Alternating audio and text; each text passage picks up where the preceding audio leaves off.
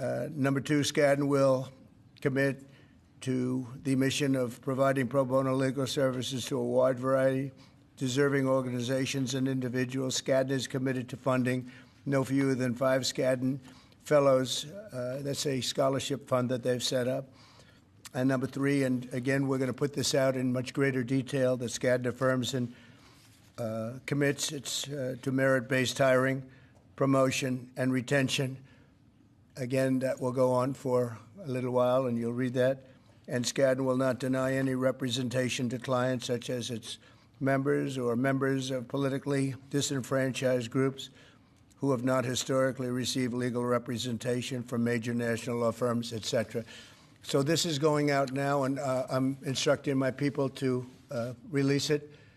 And this just was announced, so you can, you'll get it in, this was essentially a settlement, and you'll be able to read that in great detail. We appreciate Skadden's coming to the table. As you know, other law firms have likewise settled the case. And it's a shame what's gone on is a shame, but we very much appreciate their coming to the table. But we're here for, right now, a different reason. It's a very important one, because today we're thrilled to swear in our interim U.S. Attorney for the District of New Jersey, Alina Habba. Congratulations, Alina.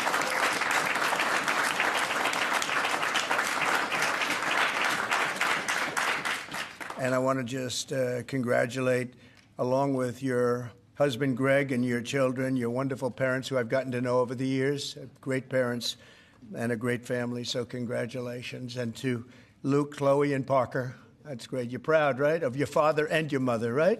Both. Not just your mom, right? Your father, too. He's done pretty well.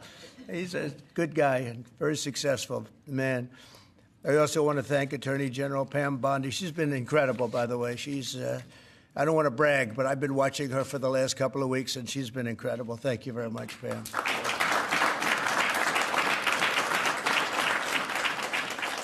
And a couple of others who have been really outstanding. Secretary of Commerce Howard Lutnick. Thank you, Howard.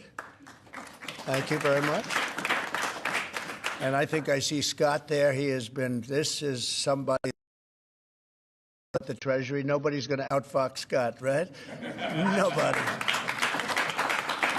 And he's waiting for Liberation Day, right, which is April 2nd. We wanted to do it April 1st, but that has some negative connotation.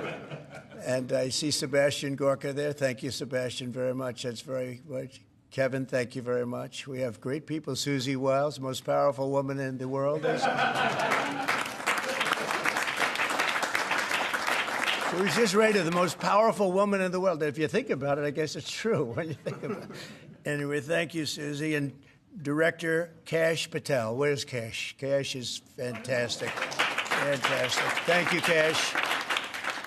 So Alina is a proud New Jersey native. She was born and raised in Summit and now lives in Bernardsville with her family, beautiful area of our country. After a career leading a successful law practice in the state, very successful, Alina joined my legal team several years ago and helped spearhead the effort to defeat the corrupt and grotesque weaponization of our justice system. She was very effective at doing it, and I want to thank you for doing it. You took a lot of abuse, and now they're all sort of apologizing. So anyway, but we appreciate it. Great job you did. Thank you for allowing her to do it, because your life wasn't made any easier, was it? Huh? They even came after him. They didn't come after the kids. They would have waited about a year or two. You're very lucky. You're very lucky. But through her work, Alina became a nationally recognized warrior for the fair, equal, and impartial rule of law. She also serves as a key member of my successful 2024 campaign for president. You saw her doing a lot of explaining and doing it very well. And upon my inauguration, she joined the White House as senior staff. She was a senior staff member as the counselor to the president, and she counseled me very well. Alina has been named to the Super Lawyers Rising Stars list every year since 2014, and also earned a spot on the top 100 lawyers in America numerous times. As a young person, it's very unusual to have achieved that. As U.S. Attorney for New Jersey, Alina will work tirelessly to weed out crime and corruption and restore law and order to the Garden State, as we call it. It's the Garden State. It's a great place. I think it's highly underrated. It's a great place to be and to live, and we all love it. Under the last administration, violent crime in New Jersey, however, rose more than 60%. And under the last administration, violent crime throughout the country rose at levels that are higher than that and unacceptable. And we're bringing it down, and we're getting rid of a lot of bad people. They're being taken out. And we hope this court system that's become so active all of a sudden in trying to protect some very, very bad people of crime, they have to stop. They have to let us do the job. We were elected to do the job. They shouldn't be interfering in that. It's a very sad thing that's going on. Nobody can even believe it. They'd rather have them stay in our country. These are murderers in many cases and people about as bad as we've ever seen. And they have to let us do the job. They have to let Cash and Pam and everybody else do their job. Alina will take on the violence and the law-breaking in Newark, however, in Camden and all parts of New Jersey, and she'll be as good as it gets because there's a lot of bad things happening there, too. She'll stop the graft and corruption in Trenton, and she'll persecute human traffickers, gang members, illegal aliens, and criminal cartels to the fullest extent of the law. And between Pam and Alina, you don't want them after you, I can tell you. I watched Pam 2 days ago talking about what was so unfair to a patriot, what was happening. And she said, we're watching you, we're looking for you, and you're not going to get away with it. You did very well. I think a lot of that stuff has stopped. They watched and they said, who needs this, right, Pam? So thank you very much. Really amazing job that you're doing. So, Alina, I want to congratulate you now. I will ask Pam, our Attorney General, to come up and do the honors of swearing in. And this is a great day for law enforcement in our country. Thank you very much. Thank you. Thank you.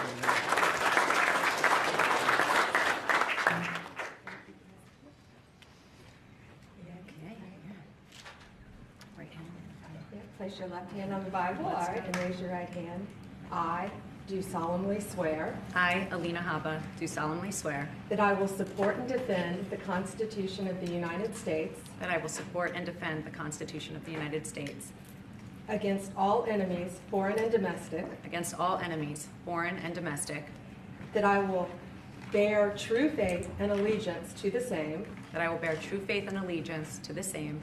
That I take this obligation freely. That I take this obligation freely. Without any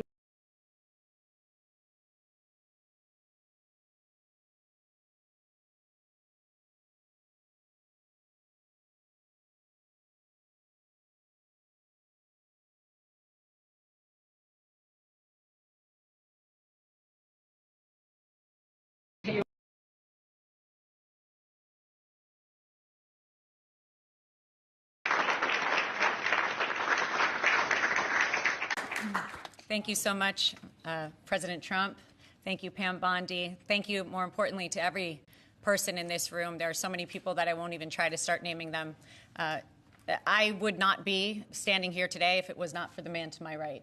If, as a person who's a first-generation American with parents that came in legally, I would like to say that I do not ever, ever take for granted that every dream that I ever could have imagined I have surpassed because of this administration, because of President Trump. 4 years ago, he entrusted faith in me as his personal attorney, and I have been on the journey of a lifetime every single day for that. But I have also been with him through some very dark days when I lost faith in our justice system, when I saw things that I never, ever thought I would ever see. And from being outside the courtroom steps, defending him and defending our great nation, I saw the most resilience I've ever seen in my life. This man kept fighting for America, and I'm just so honored that now I get to fight for the state of New Jersey. I will do a good job, sir. I will clean it up, and we're going to make New Jersey great again. Thank you so much. Thank you.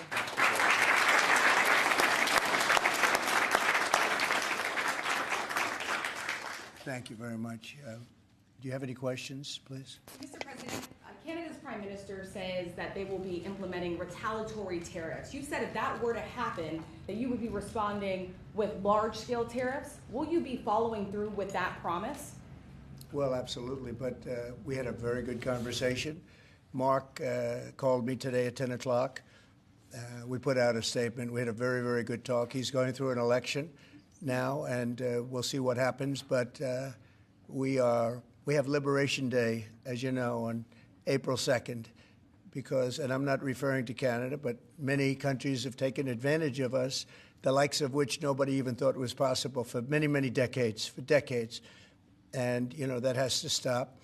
We're going to end up with a very good relationship with Canada and a lot of the other countries. Some we probably won't. It won't be so pleasant. But I think most countries are agreeing with me. They actually, many of them have actually apologized. They said, look, we have taken advantage. And I don't blame them as much as I blame the people that stood, in this case I can say the men, because so far they've been all men, haven't they? But the men that sat right there and behind the Resolute desk, mostly the Resolute desk, you know.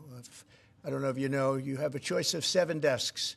The Resolute is the one I like, but some chose other ones. But they sat right behind a desk right in this location, and they let our country be hurt very badly. But I didn't do that.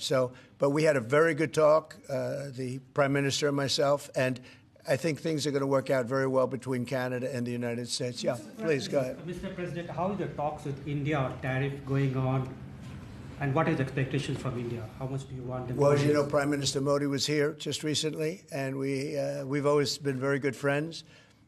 India is one of the highest tariffing nations in the world. You know that. I know. Thank you for shaking your head, but it's brutal. It's brutal. They're very smart, and he's a very smart man and a great friend of mine, actually.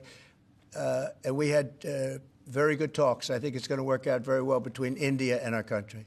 Very, very well. And I want to say you have a great Prime Minister. Mr. President, there's been a very serious earthquake in Burma, Myanmar, today, with up to several hundred killed. Yeah. The military regime there has asked for help from anybody. Yeah, we're going to be helping. We've already alerted the people. Yeah, it's terrible what's happened. It's helping. We've already spoken with the country. Okay, please. Mr. President, yesterday you asked Representative Stefanik to stay in her seat. Can you explain your reason for that? Did it have anything to do with the tight polling in the Florida district that former Representative Waltz held? Well, I think we're doing, I think we had, as you know, we have a few elections going on. And she is phenomenal, number one. She's a friend of mine, and she was going to go to the United Nations. And I said, look, there's a lot of room for doing that or something else. But she's very popular in her district, and I didn't want to take a chance. I don't even know who else is running. I assume somebody else would have been running. But if she runs, she can't be, you never want to say can't be beaten, but I think can't be beaten. She's very, very well-liked and very smart. And I said, Lise, would you do me a favor? We cannot take a chance. We have a slim margin. We don't want to take any chances. We don't want to experiment. And she polls like I do. I won her district, as you know, by a lot of points. And she also does very well there. When it comes to Florida, you have 2 races, and they seem to be good. It's a Trump plus 32 area. The one thing is they're spending like $12 million, and our candidate doesn't have that kind of money, spending much less than that, like maybe 1/12, about $1 million, a little bit more than $1 million. So the airwaves are blanketed, and you never know what happens in a case like that. I won it by 32 points, and it's very, very strong. It used to be Democrat, but when I came along, they liked me for whatever reason. You'll have to explain that, but they liked me, and we're way up. But you don't know what happened. Second district, who seems to be in pretty good shape, but likewise, he's being outspent about 5-1. So we don't want to take any chances. So I went to Elise and I said, Elise, do you mind? Very highly rated person, you know, she was a real leader. And she will be again. I spoke with Mike Johnson. They're going to put her in a high leadership position. But will you mind staying in Congress? Because we don't want to take any chances. And it's as simple as that. It's basic politics. It's politics 101. She's very popular. She's going to win. And somebody else will probably win, too, because we did very well there. I did very well there. But the word probably is no good. So I really appreciate her doing it. She's doing me a big favor when she does it, because she was all set to go to the United Nations, and she would have dealt with Putin and Zelensky and everybody else, and she would have been very effective. But we really want to we don't want to take any chances because it is tight. Mr. President, Go ahead, please. Thank you, sir. You and your team apprehended a top 3 leader in the violent gang MS-13 yesterday, just 30 minutes outside of Washington, D.C. What has made you and your team so effective in finding, locating, apprehending, and deporting these violent, illegal migrants? I love this guy. I wish more people would ask questions like that. But thank you. That's very nice. I appreciate it. And they have been. All you're doing is being fair with you when you ask a question in that way. Pam Bondi and Kash Patel and all of the rest of law enforcement, and I think we have to include ICE and Border Patrol, Paul of Border Patrol, the whole group from Border Patrol. They're so incredible, and it's dangerous stuff, hard stuff, and it's really an unforced error because these people were allowed into this country. They shouldn't have been in this country. They would have never been in this country. We're getting rid of some of the worst criminals in the world. They came out of jails and mental institutions from all over the world. But Pam and the whole group, and Kash, who's here, and it's so good to have him. I see him all over. He's working 24 hours a day, but the job they've done is incredible. And they caught one of the worst criminals in the world, I guess, in terms of evilness. You don't get any worse than the MS-13 guys and the Tren de Aragua guys. You could flip a coin. It's a rough group. And, the big thing is they have to be able to do their job. I was watching it on television like you, and I saw the home that he lived in a good area, but boy, they had a lot of weaponry in there, right? Highly sophisticated, really brutal stuff. So I appreciate the question, and I just want to thank Kash and Pam and the whole group for doing a fantastic, and the local law enforcement who's been so terrific, even first responders. So I want to thank everybody, and thank you very much. Mr. President, I wanted to say, first of all, happy Women's Month. You do so much for women by, first of all, keeping men out of women's sports, and you platform so many. That was an easy one. That was crazy. You platform so many great women, like your Chief of Staff, Susie Wiles. You also have Caroline Levitt doing a great job as press secretary. Now Alina will be joining as well. Since Democrats seem to struggle answering this question, I wanted to ask you, what is a woman, and why is it important that we understand the difference between men and women? Well, it's sort of easy to answer for me because a woman is somebody that can have a baby under certain circumstances. She has a quality. A woman is a person who's much smarter than a man, I've always found.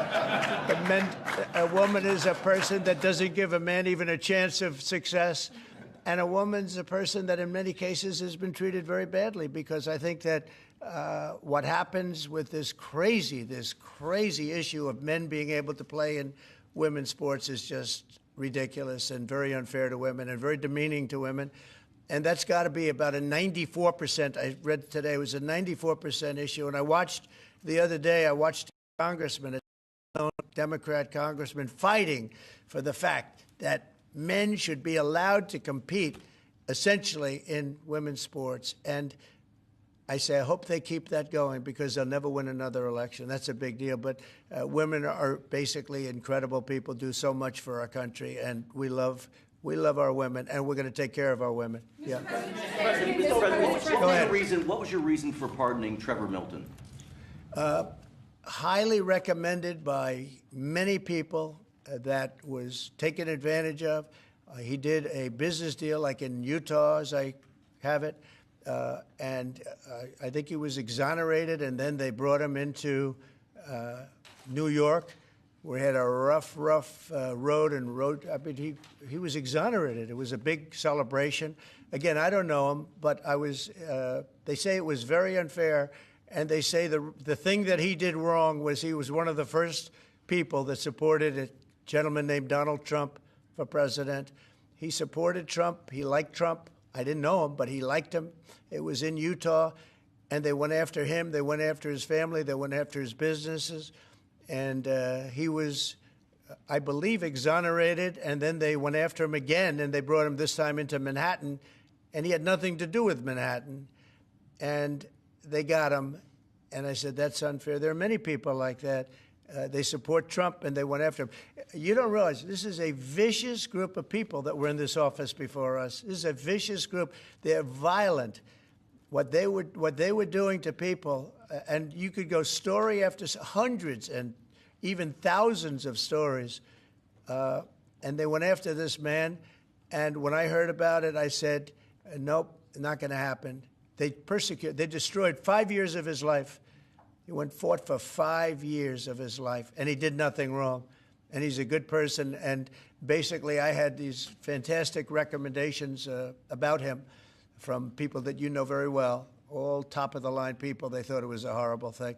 There are many such cases, by the way, many such cases. Mr. President, should Americans buy cars now if they want to avoid higher prices? Thank you, Mr. President. Have you spoken with Vladimir Putin about buying weapons from Iran and from North Korea?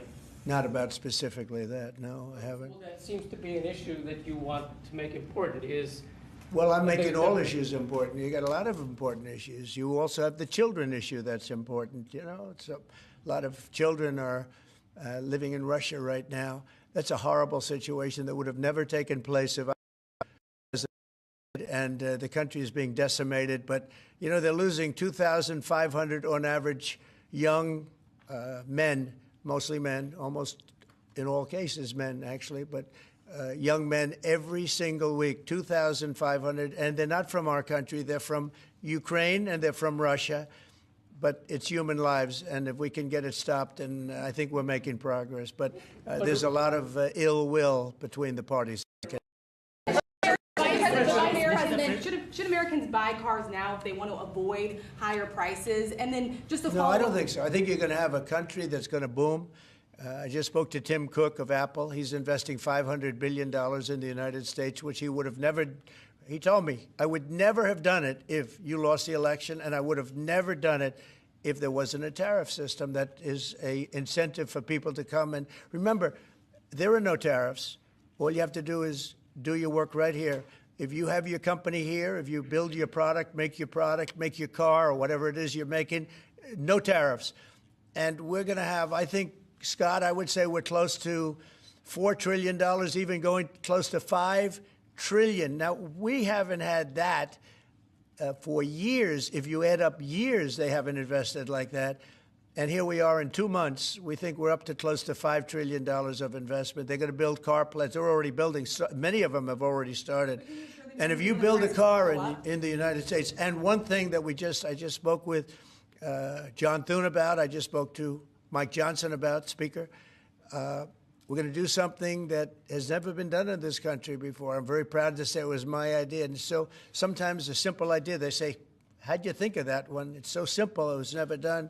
If you buy a car in the United States that's made in the United States, if it's manufactured here, when you borrow money, if you borrow money, you have interest payments, we're going to let you deduct the interest payment for income tax reasons. And I think that's going to more than pay for itself. I think people are going to be they've never had a deduction. You know, deductions are supposed to be for like rich people, and it's unfair to have that. But rich people are, I think I know more about deductions than any human being on earth. But, you know, the truth is that people that are middle-income people that buy a car and actually have to borrow money, they're going to now get an interest deduction on their car if it's made in the United States. If it's made someplace else, that won't take place. But car companies, as you know, are already expanding and building new plants. They've already started. And I think you're going to see numbers. Howard, you're seeing it. And Scott, you're seeing it. You're going to see numbers the likes of which you've never seen before. Yeah, please go ahead. The Vice President is in Greenland right now. Do you have plans to expand U.S. military presence in Greenland? Is that... We get along very well with Greenland. We get along very well with Denmark. We've always had a good relationship. Denmark does a lot of business in the United States. We don't do so much there, but they do a lot of business in the United States. And I think they want to see, I think everybody wants to see that work out.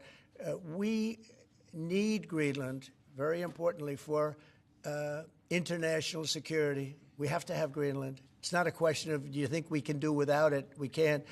If you look at Greenland right now, if you look at the waterways, you have Chinese and Russian ships all over the place. And we're not going to be able to do that. We're not relying on Denmark or anybody else to take care of that situation. And we're not talking about peace for the United States. We're talking about world peace. We're talking about international security.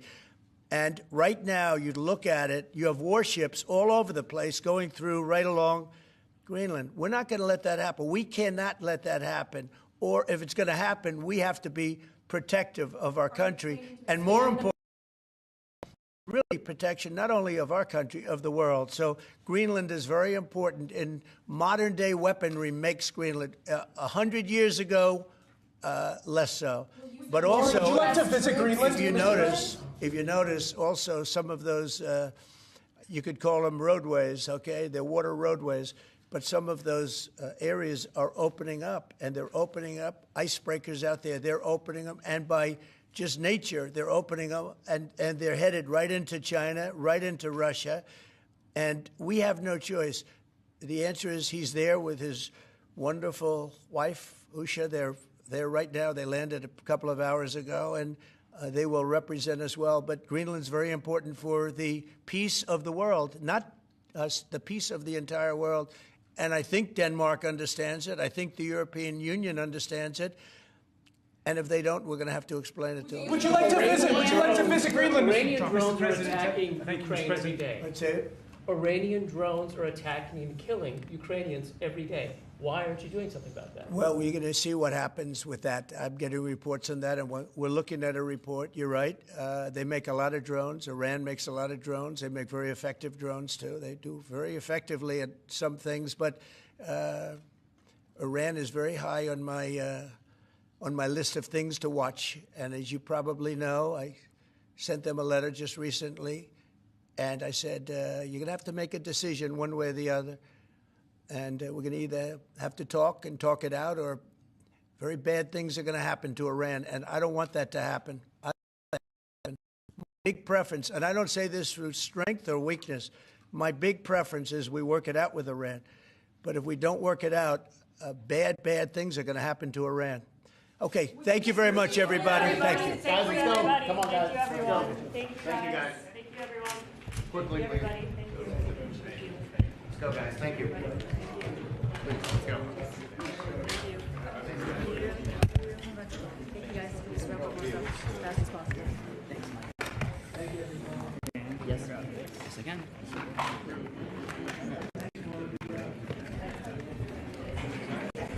We're taking everything out right now? Sure.